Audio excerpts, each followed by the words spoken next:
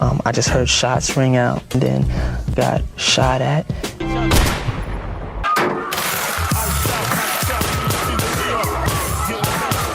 So I know there's no way he could have made it out of the car. I told you can't trust these niggas. Now Puffy done killed Tupac, man. We know something's wrong with you, but it's okay, because M said it's okay and Dre said it's okay. Yeah, I had nothing to do with this. If I wouldn't have never met him, I wouldn't have never been involved in this bullshit. You know what I'm saying? I ain't never made a call to Diddy. I got Diddy's number, just hit him up. Yo, Diddy, what up? Never happened. And the winner is Eminem, the Eminem Show. Diddy's reach stretched into every layer of power, from politicians and billionaires to rap royalty and Hollywood elites. He was a connector everyone wanted access to. And for a time, even 50 Cent was in his circle, before that alliance cracked and exploded into a bitter rivalry.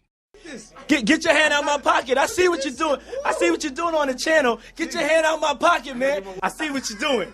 I see what you're doing, man. Yeah, you gonna make me. Okay, I'm telling y'all right now. Out of all the major figures in the industry, there was one name that never crossed into Diddy's orbit. One artist who stayed alert no matter how powerful the connections became, Eminem. From the very beginning, he wanted no part of Diddy's empire. Not in the 90s, not in the 2000s, not ever.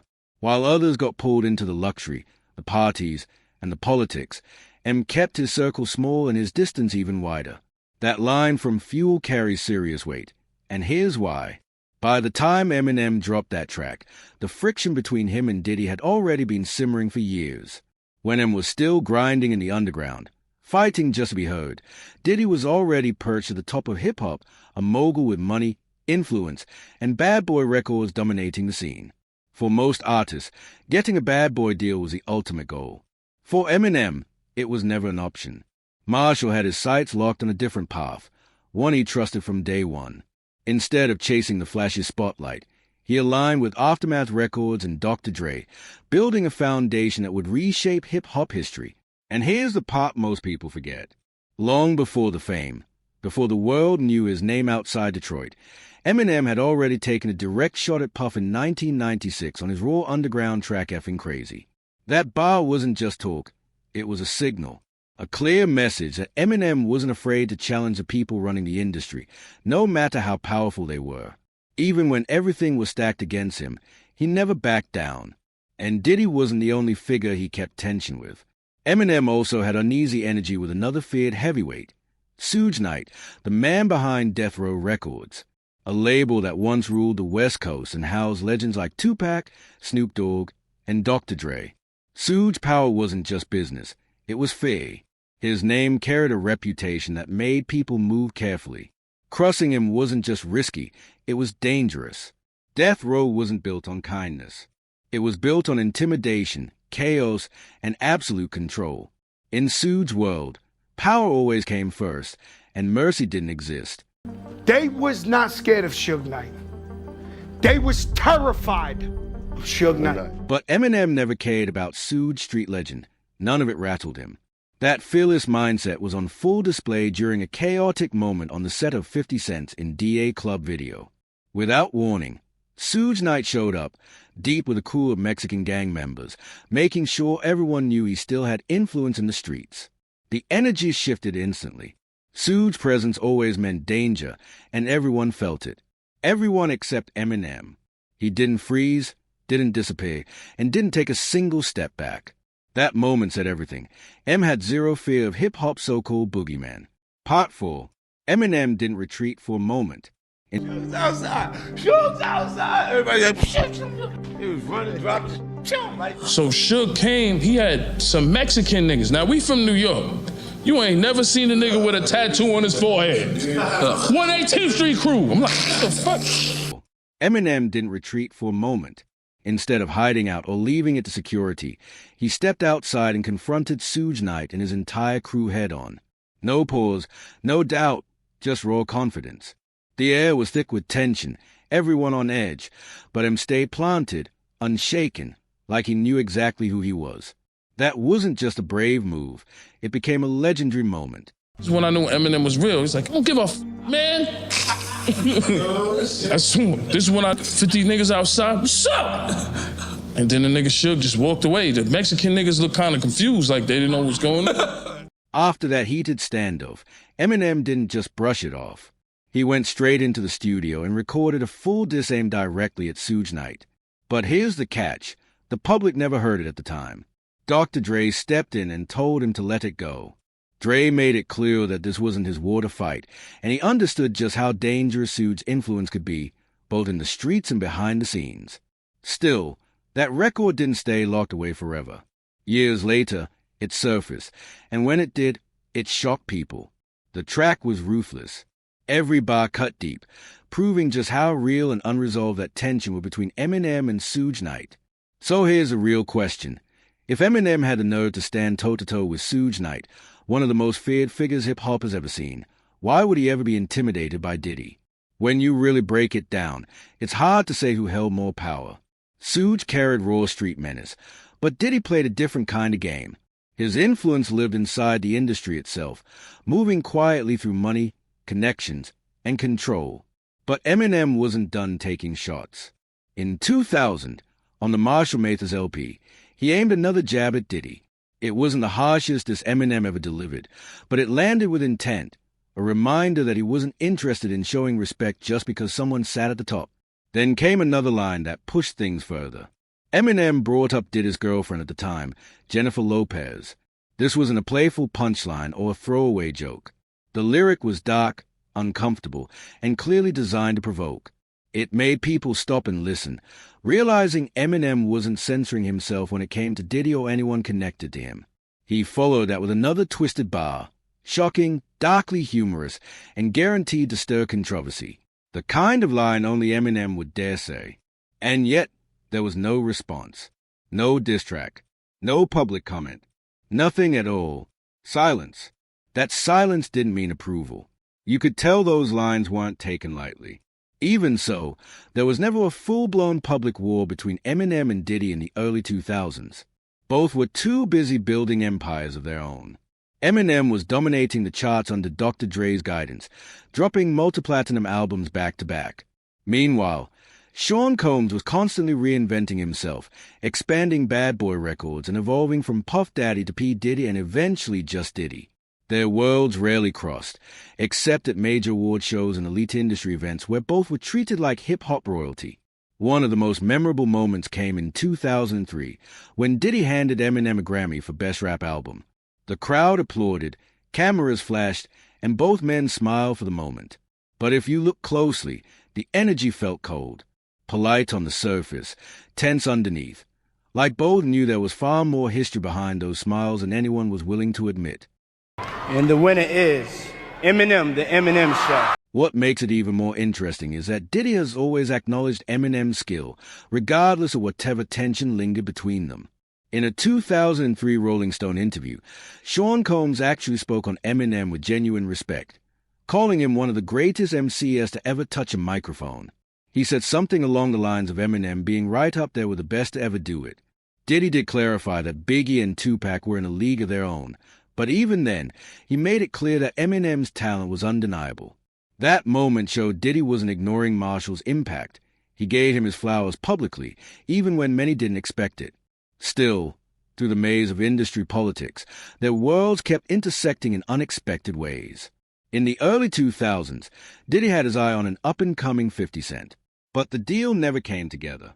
The story goes that Diddy passed on signing him because of 50's ongoing street war with Ja Rule, seeing it as too volatile for Bad Boy Records. That single choice altered the course of hip-hop. Instead, 50 Cent landed with Eminem and Dr. Dre, a move that turned into one of the most powerful alliances the genre has ever seen.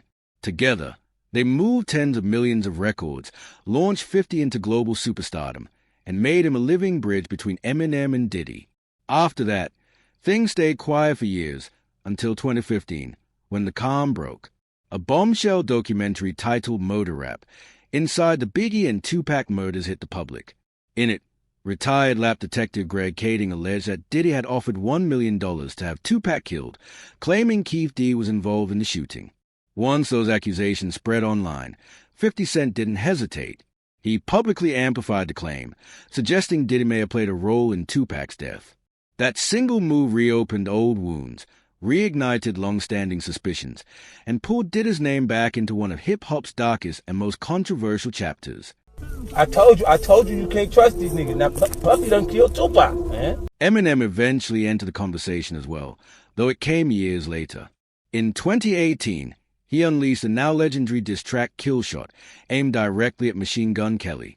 The release sent shockwaves through hip-hop, and wasn't just responding to a challenge. He was reasserting his dominance on the MIC, reminding everyone exactly who they were dealing with.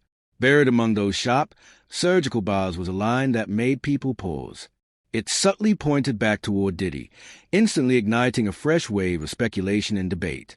Fans caught it immediately, and theories started spreading fast. Then came the closing line, the one that really set everything off.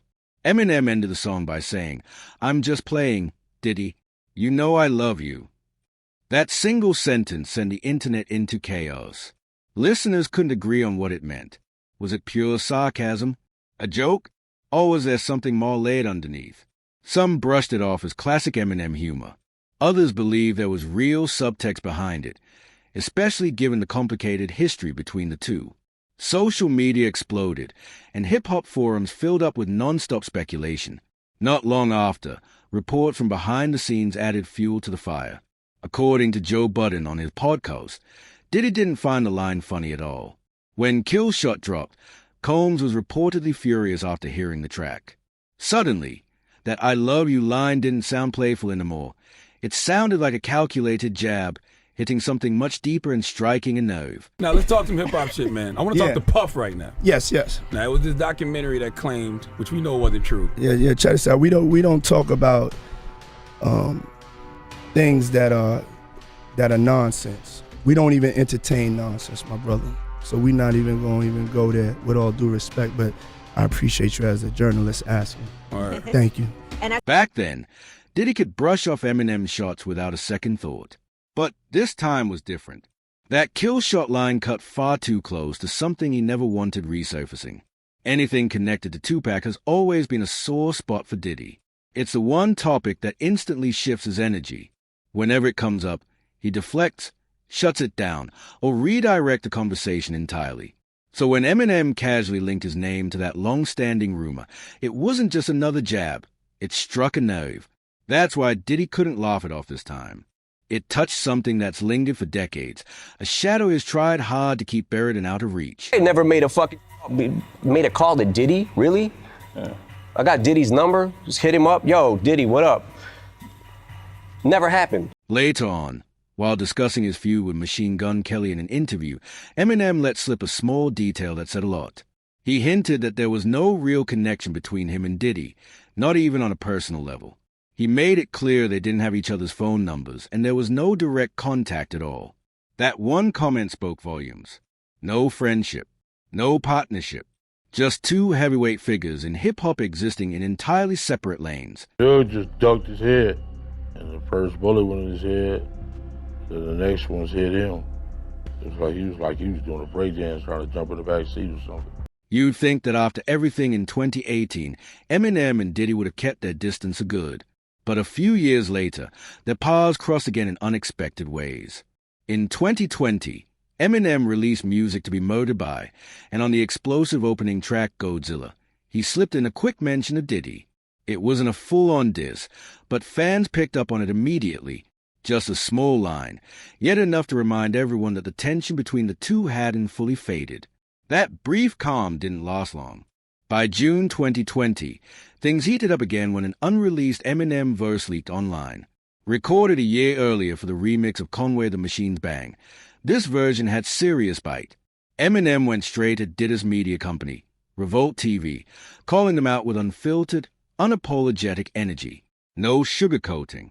The leak sparked a minor scandal across the hip-hop world, with fans debating whether Eminem was reigniting his old beef with Diddy or just venting frustrations at the media industry.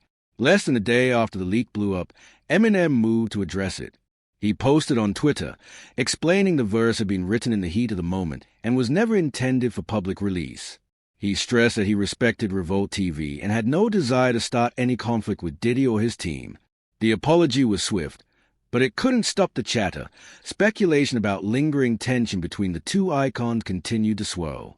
But the most shocking developments didn't come from Eminem. By the fall of 2023, Diddy's world was unraveling. Multiple women came forward with serious allegations of sexual assault and abuse, exposing a troubling side of his life behind closed doors. The biggest bombshell arrived when Cassie, Diddy's longtime ex-girlfriend, filed a lawsuit detailing years of alleged mistreatment, physical abuse, and controlling behavior. The revelation stunned the entertainment world. Then, just when it seemed the story couldn't get any darker, news broke that Keith D, long rumored to have knowledge about Tupac's murder, had been arrested. Before his arrest, he had been openly giving YouTube interviews, claiming connections to Diddy and even alleging that Puff had once asked him to assist in handling Tupac, a murder he admitted involvement in. The situation sent shockwaves through the music industry, reopening questions and controversies that many thought had been buried decades ago. Riding the wave of all the chaos, Eminem returned swinging harder than ever with the death of Slim Shady. This time, he didn't hold back. Diddy was in his sights. On the lead track Bad One, Eminem unleashed razor-sharp, cryptic lines that seemed to reference the infamous Diddy parties, the same ones fans had whispered about online for years. His bars were playful on the surface, but layered with meaning, leaving listeners scrambling to decode whether M was taking a direct shot at Diddy once again. Every word was calculated, every punchline another spark in the fire of ongoing tension. Then came Antichrist, where Eminem went even darker. In this track, he brought up the shocking footage of Diddy allegedly assaulting his ex, Cassie, a chilling reminder of the headlines that had rocked the entertainment world months prior. He didn't hold back. The reference was short but cut deep, underlining just how far Diddy's public image had fallen. But the most vicious blows came on Fuel. This was Eminem unfiltered. Every bar was precise, venomous, and personal. Fuel wasn't just a diss. It was a full-blown takedown of Diddy's reputation. One of the most controversial wordplays appeared in this track. Eminem spelled out R-A-P-P, yeah, without the P, turning it into raper or rapist, and then added, and the essay is short for sexual assault. The crowd was stunned. Then, without skipping a beat, he followed with R.I.P., rest in peace, Biggie, and Pac. Both of y'all should be living, but I ain't trying to beef with him cause he might put a hit on me like Keith D, get him. That verse sent shockwaves across the hip-hop world, hinting at the decades-old rumors surrounding Diddy and the murders of Tupac and Biggie, a topic most artists would never dare touch. On the Fuel remix, Eminem pushed even further, rapping that Biggie's death was a domino effect of Tupac's murder. Bold, chilling, and dangerously specific. Fans couldn't believe he actually said it, and the internet exploded with new theories. Eminem wasn't just stirring the pot. He was lighting a match under one of hip-hop's darkest conspiracies. After everything on the death of Slim Shady, it's clear Eminem and Diddy are not on friendly terms. There's no secret handshake, no hidden truce. Eminem's loyalty has always been with 50 Cent, and that means he will never stand alongside Diddy, publicly or privately. And Diddy isn't taking it lightly either.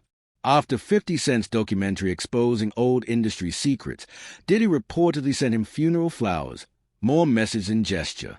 It's safe to say some tension is still alive between M and Diddy. But one thing is undeniable, Eminem has never feared anyone. From facing Suge Knight back in the day to standing off against Diddy now, Marshall Mathers has always confronted power head-on, never backing down, no matter who's in front of him. And if you think this saga is wild, just wait. The next video dives even deeper, uncovering people you probably had no idea were tangled in this chaos. Go check it out and tell us what you think. Is this all just lyrical sparring, or is there real tension hiding behind the bars? Drop your thoughts in the comments. We want to hear your take.